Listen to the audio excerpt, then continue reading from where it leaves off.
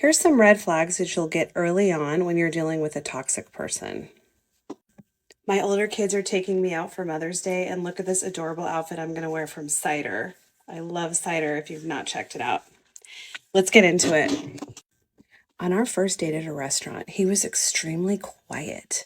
And when I look back now, after getting to know him for a year, I'm realizing he is not that shy of a person in real life, but he didn't talk much on the date. At the time, I was really, really uncomfortable with a man not asking me about myself, and I honestly was picking up on his nervous energy. So I was trying to fill in the gaps in conversation with questions about him, asking him about himself, volunteering way too much information about myself. I'm not sure if this was intentional on his part, but I do think that men use this as a way to understand more about us and then manipulate us. And also, they don't have to reveal the mask that they're wearing, and they don't have to ever really show us who they truly are.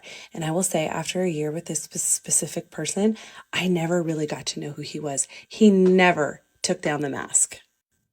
A couple weeks after we had started talking pretty regularly, I took my daughter on a trip out of town. And it was during this time that I was out of town that he went completely silent for the first time. He really went hours and hours without talking to me. The consistency of the communication drastically dropped. His response was nonchalant denial, and he basically told me that it was all in my head and I was being insecure and that he's allowed to go hours without speaking to me because Sundays were his recharge day. This inability to be consistent with communication and then gaslighting me when I brought it up to him that it was a problem remained a huge issue. In fact, it was the issue in our relationship. The ex situation. He was best friends with all of his exes. And in fact, anytime he would post on social media, random girls would come out of the woodwork and be liking and heart eyes emojiing his posts.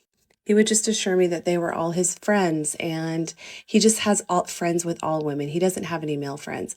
But this was very disconcerting to me. I didn't know any of these women. He never introduced me to them.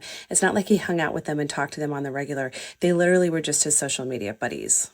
Hype women, I should say. All of the typical love bombing in the beginning, future faking, booking trips, that was all there. So the textbook signs were there.